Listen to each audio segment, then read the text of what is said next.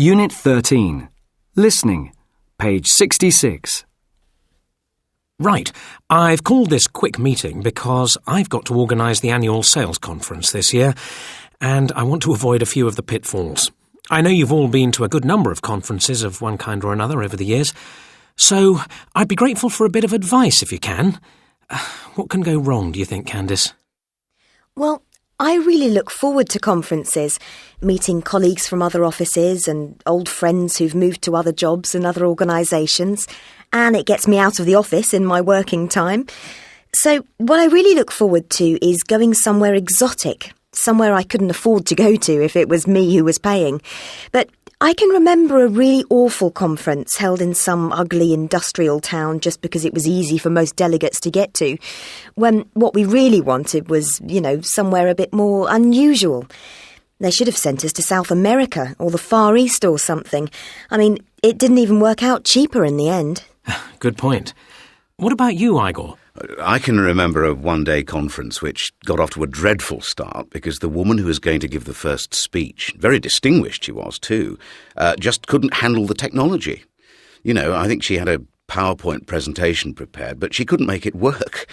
Mind you, it wasn't the computer or anything like that, it was her. And she got nervous and lost her place and started repeating herself, and it spoilt the whole day. Got everyone in a bad, uncooperative state of mind. She really should have practiced a bit beforehand. It's not that difficult. OK, thanks, Igor. And you, Paula? I can tell you about a conference they held in an old 19th century hotel in Oslo, and the place was really not suited to the sort of conference this was supposed to be. It was a lovely old hotel, but the keynote speech was in the dance hall, for instance, with everyone sitting on plastic chairs and nowhere to take notes. They should have hired one of those purpose-built conference centres, the organisers, I mean. Much better. Decent air-conditioned lecture theatres, comfortable padded seating. Yes, but more expensive, I guess. Sure, but it gives a better impression. You're right about that, but I can tell you what most upset me. What's that, Harry? It was the people. The people?